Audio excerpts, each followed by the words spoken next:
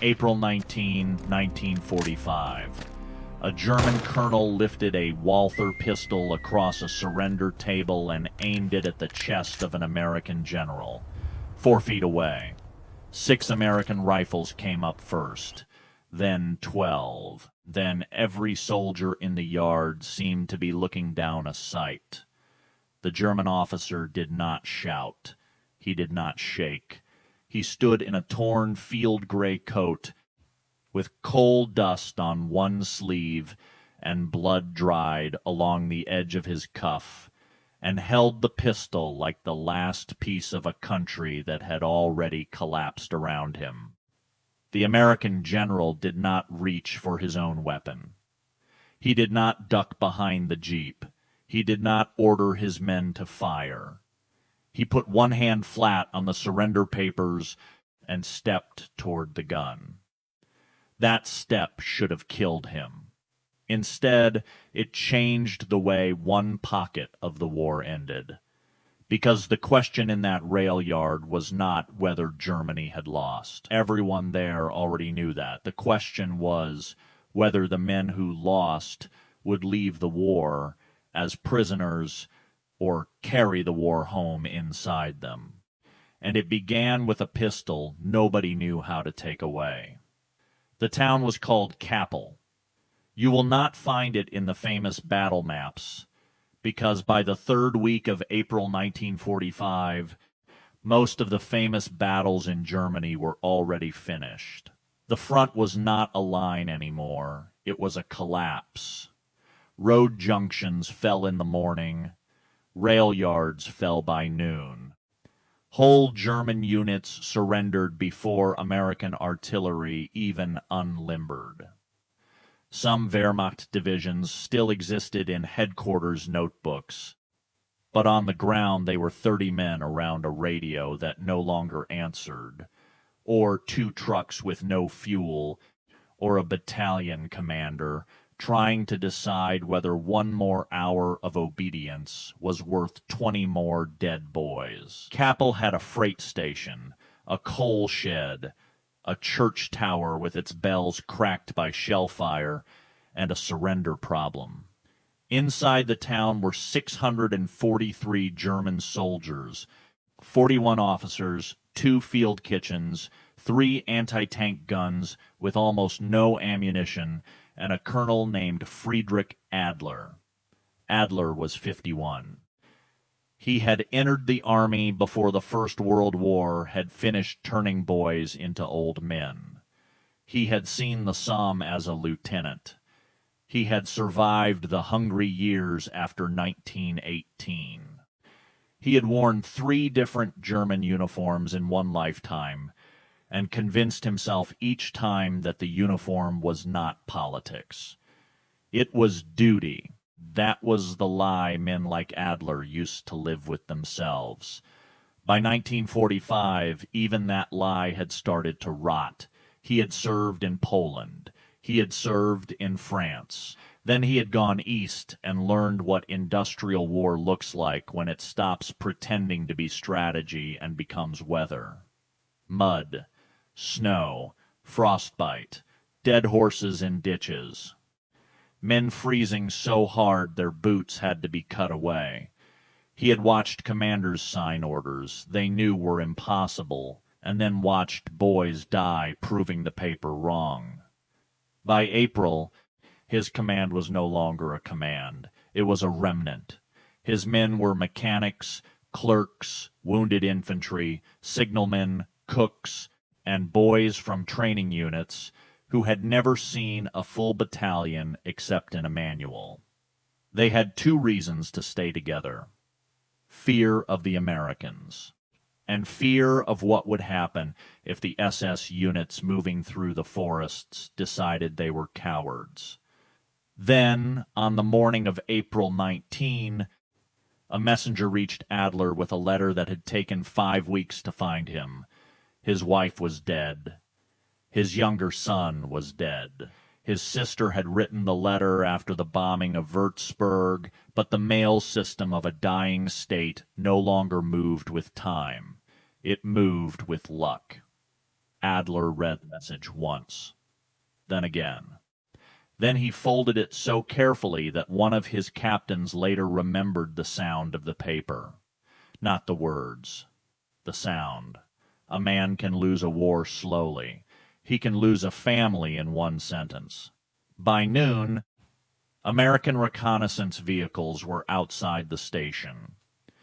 By 2 o'clock, a staff car arrived with a white star on the door and a 2-star general in the back. Major General Daniel Rourke was not famous in the way Patton was famous. He did not give speeches that became posters. He did not wear his personality like a flag. He had commanded armored columns across France, lost friends in the hedgerows, watched fuel shortages stop more tanks than enemy fire, and learned that the last mile of a war is often more dangerous than the 100 before it.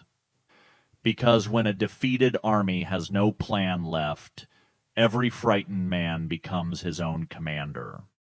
Rourke came to Kappel to accept a surrender. Nothing more. A table had been dragged into the rail yard between an overturned coal cart and a wall blackened by smoke. American military police stood on one side, German officers stood on the other. The enlisted men were gathered near the tracks, silent and filthy, watching their colonel with the exhausted attention of men who needed him to make the correct choice. Rourke's aide read the terms. All personnel would be taken into custody. All unit records turned over. All weapons surrendered. No exceptions. The words were ordinary. That was what made them cruel. They reduced 30 years of service, 3 wars, 2 dead empires, 1 dead family, and 600 frightened men into numbered paragraphs. Adler listened without moving.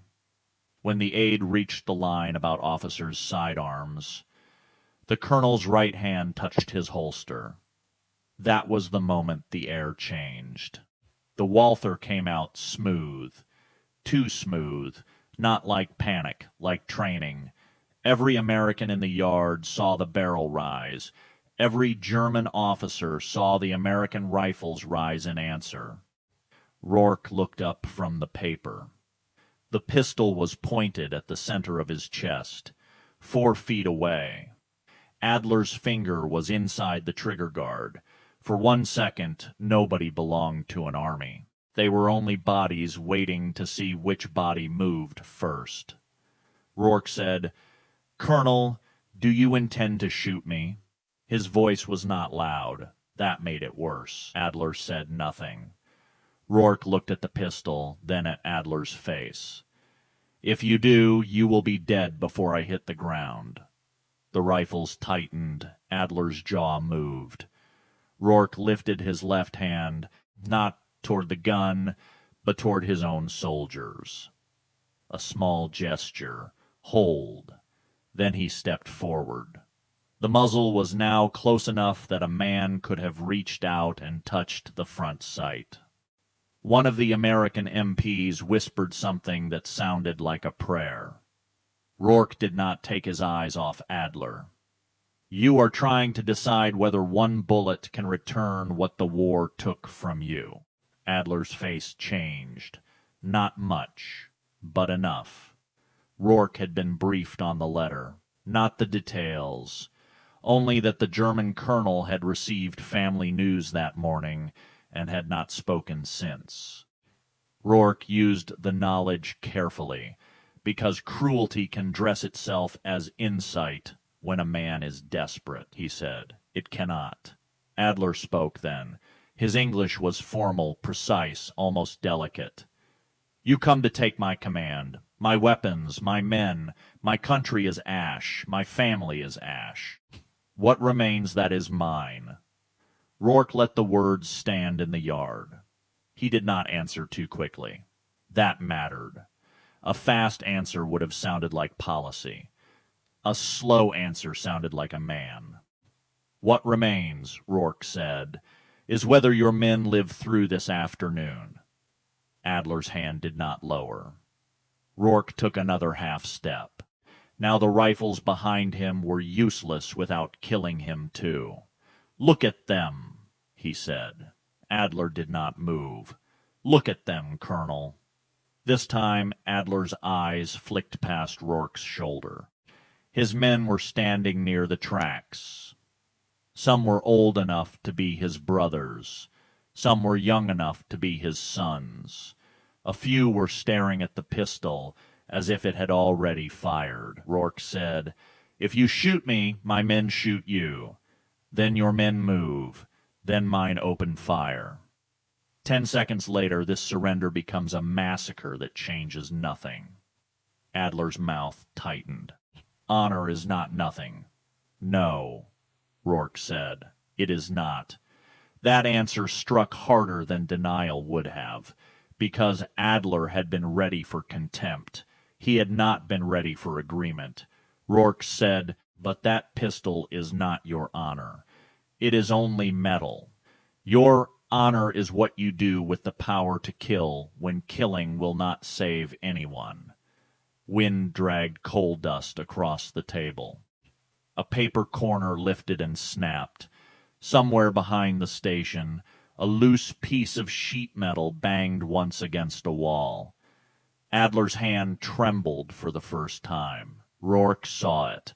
He did not move fast. He did not lunge. He extended his right hand, palm open. "Give it to me." Adler stared at the hand. The whole war seemed to hold its breath through that one open palm. Then, slowly, the barrel dropped. From the chest, to the belt, to the table. Adler set the Walther on the surrender papers. Not gently, not theatrically. Just enough force to make every man in the yard hear the surrender arrive. The MPs surged forward. Rourke stopped them with one word: "No." He picked up the pistol himself, removed the magazine, worked the slide. A single round jumped out and rolled across the table until it touched the edge of the surrender document. Rourke caught it with 2 fingers and set it beside the magazine. Then he did something nobody expected. He handed the empty pistol back to Adler, grip first. The yard froze again. Adler looked at it as if the weapon had become more dangerous, empty than loaded. Rourke said, "You will keep the frame until your men are processed. Not as a weapon, as a receipt. A receipt for the lives you are handing over. When the last man is counted, you surrender it properly. Until then, they see you standing. They see this is not an execution." Rourke turned toward his aide. "Note it. Weapon rendered safe. Retained under direct supervision until unit processing is complete." The aide hesitated. "Sir, regulations." "I heard the regulations," Rourke said. "I am applying their purpose." That sentence traveled faster than any official order could have. The German enlisted men saw their colonel still standing. They saw the American general remove the bullets instead of removing the man. They saw an empty pistol returned across the table, not as permission, but as proof that surrender did not have to mean erasure. And the surrender continued. No one fired, no one ran, no one shouted. 643 German soldiers stacked their rifles beside the rail bed and walked into American custody. When the last man passed the count, Adler came back to the table. He removed the pistol from its holster. This time he held it by the barrel. He placed it in Rourke's hands. "I gave my word," Adler said. Rourke nodded. "So you did. That should have been the end of it. In armies, nothing is ever that clean." 2 days later, at 3rd Army Headquarters, Colonel Everett Briggs put the Capel report on Rourke's desk like evidence in a trial. Briggs was the kind of officer every army needs and every commander resents. He believed in procedure because he had seen what happened without it. He had spent April trying to build order out of an avalanche, prisoners by the thousands, weapons by the trainload, food shortages, typhus scares, roads clogged with civilians, liberated prisoners, surrendering troops, stray horses, broken trucks, and men who had not slept in 3 days. To Briggs, a sidearm exception was not a gesture. It was a crack in a dam. You let a hostile officer keep a pistol, Briggs said, an empty pistol under guard. You returned a weapon to a man who pointed it at you. I returned a symbol to a man whose men were watching whether we meant to humiliate them. Briggs did not blink. Symbols kill people too, General. Rourke knew that was true. That was the problem. Mercy used carelessly becomes vanity. Dignity given without judgment becomes blindness. And some of the men in German uniforms did not need dignity. They needed interrogation, evidence files, and guards who did not look away. Rourke said, I am not proposing forgiveness. Good, Briggs said. Because some of these men have earned rope, not handshakes. No argument. Then why create confusion? Rourke leaned back. Because men who believe surrender is humiliation do not stop fighting. They only change weapons. That was the sentence Major Samuel Keene had been waiting for someone important enough to say. Keene was not a combat legend. He was a military psychiatrist attached to intelligence, which meant half the staff treated him like a doctor, and the other half treated him like furniture. For months he had been reading reports from prisoner cages and field enclosures, not heroic reports. Small ones, refusals to answer, officers organizing silent discipline, men hiding unit records, prisoners spreading rumors that surrendering to Americans meant being stripped, spat on, and handed to whoever hated them most. Keene had started to notice a pattern. The most dangerous men in the cages were not always the loudest fanatics. Sometimes they were the officers who had been processed like trash in front of their men. Not because they were innocent, because humiliation gave them a new command. Resentment. Keene put his folder on Rourke's desk. He said, "There may be a way to separate dignity from leniency." Briggs laughed once, without humor. "That is a very pretty sentence, Major." "It is also the job," Keene said. His proposal was simple. Every officer still surrendered his weapon. Every weapon was cleared, tagged, and removed. Every man remained a prisoner. No war crimes review was softened. No investigation was delayed. But before the sidearm left his possession, a processing officer looked him in the eye, used his rank and name, acknowledged the unit under his command, and made the surrender a formal transfer of responsibility instead of a public stripping. 4 minutes, a name, a handshake only if the officer had complied. A visible difference between surrender and degradation. Briggs hated it. Then he read the incident reports. In holding areas where officers had been mocked or processed roughly, small resistance hardened quickly. In areas where senior men were made to surrender publicly but not theatrically humiliated, compliance came faster. It was not compassion replacing discipline. It was discipline using compassion as a tool. The first field test took place outside a machine works in a town that still smelled of burned oil. 32 German officers were processed under standard procedure in the morning. 31 were processed under Keene's modified method in the afternoon. The morning group did exactly what they were ordered to do. They signed, they surrendered, they moved. Then they gathered in hard little knots behind the wire, speaking only to one another. The afternoon group also signed, surrendered, and moved, but the holding area felt different. Not friendly, not redeemed. Different. Men sat apart. Some answered questions. 2 produced maps without being asked twice. 1 captain quietly identified a crate of hidden ammunition that would have been found later, perhaps after someone died. Briggs watched all of it with his arms folded. That evening he found Keene beside a field stove and said, "Your 4 minutes does not make them better men." "No," Keene said, "it makes them less useful to the men who want the war to continue." Briggs looked toward the cages, then back at Keene. "Write the language." Keene did. Rourke signed it.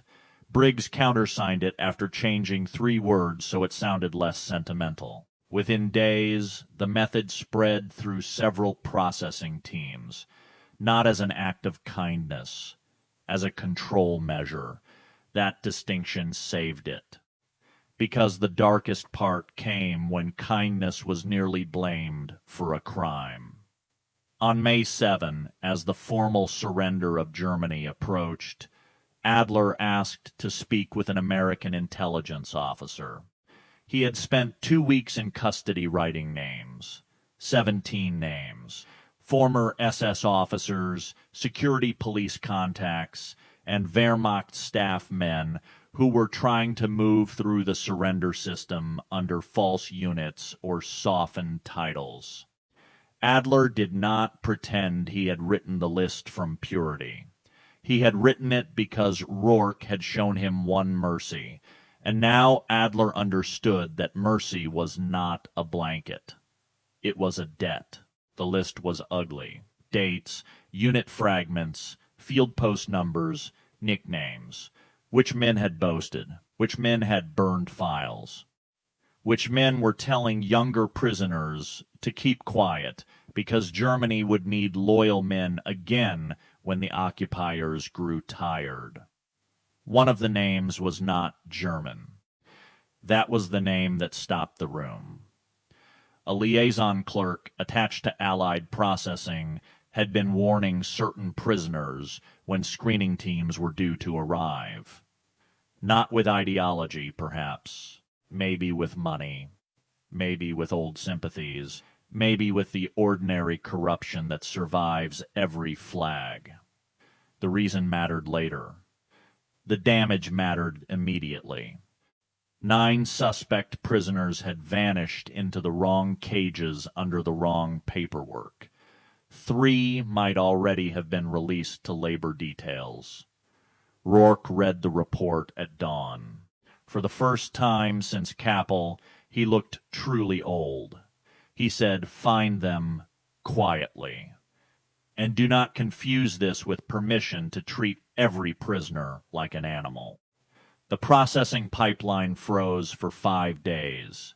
Keene's protocol froze with it.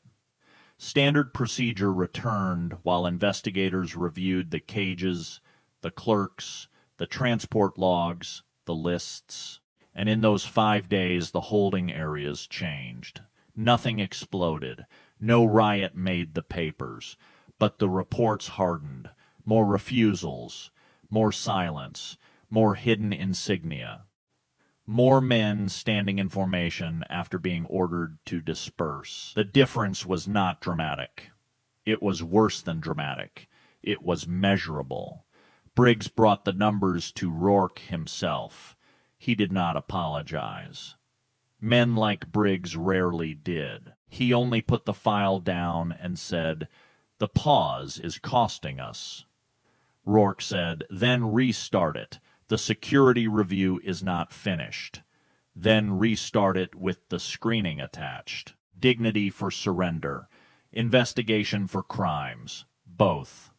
Briggs nodded once. That sentence I can defend. On May 9, one day after the war in Europe officially ended, that sentence was tested in the forest west of the rail line. Nearly 200 armed SS men had taken over a stone mill and refused to surrender.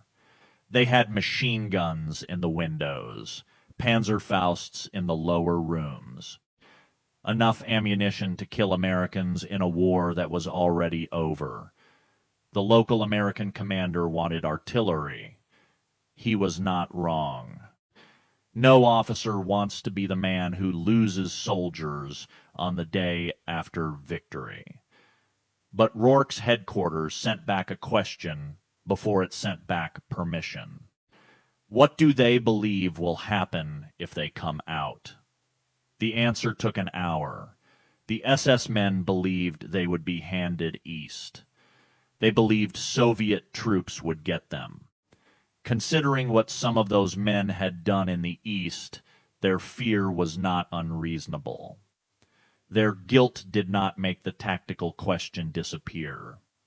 Rourke's staff sent written terms: American custody, immediate disarmament, full investigation, no summary beating, no false promise of release, no transfer without review.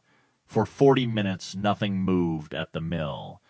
Then one white cloth appeared in an upper window. Then another. Then the doors opened. Men came out with their hands visible. Not forgiven, not excused, alive. The machine guns stayed inside. The Americans took the mill without firing a round. That evening Briggs wrote the report. He used the driest language possible, as if dryness could hide what had happened. Enemy personnel surrendered following clarification of custody terms. No ammunition expended. No casualties. Keene underlined the second sentence. No casualties. That was the proof. Not that mercy was soft, that precision could be merciful, that asking what a defeated enemy feared did not excuse him. It gave you the lever that ended the standoff. Adler was transferred to a prisoner camp outside Augsburg. He did not keep his pistol there. No serious army would have allowed that. But the frame of the Walther, with the firing pin removed, was returned to him months later with his personal effects and a tag still tied to the trigger guard. Cleared. Logged. Released. A piece of metal made harmless by procedure and meaningful by memory.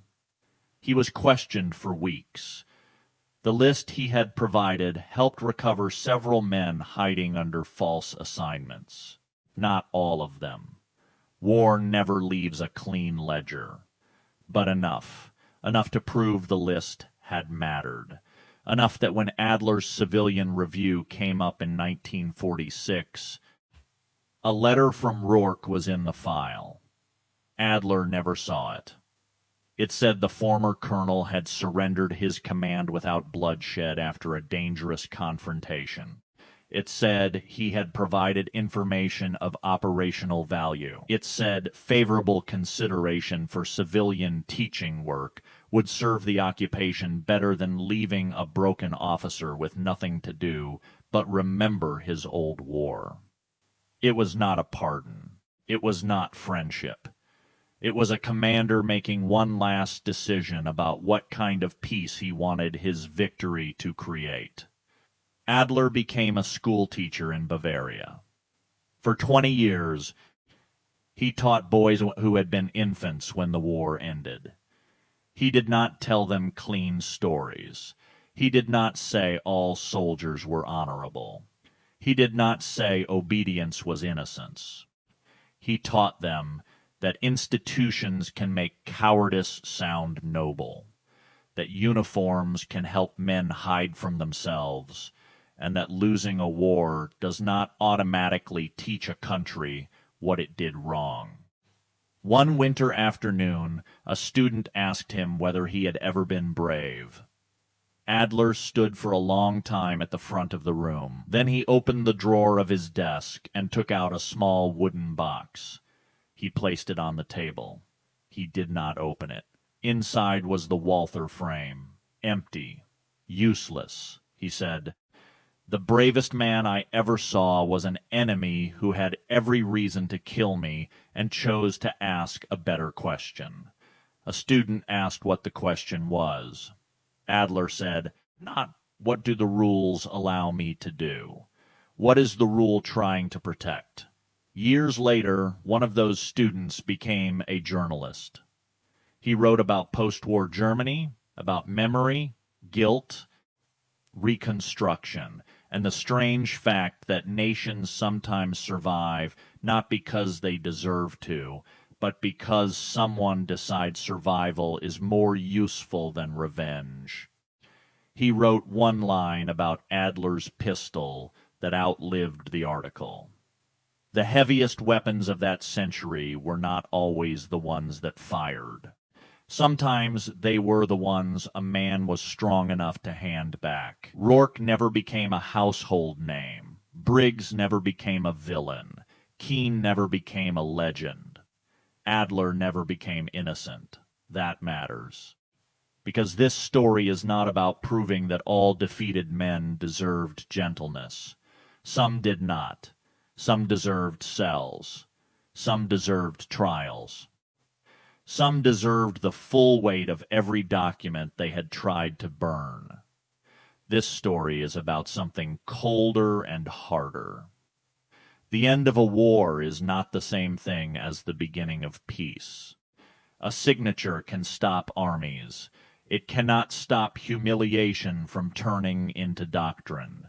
It cannot stop frightened men from becoming useful to fanatics. It cannot teach a broken country how to live without the myths that broke it. For that, someone has to decide that dignity is not a reward. It is a tool, a dangerous tool, a necessary one.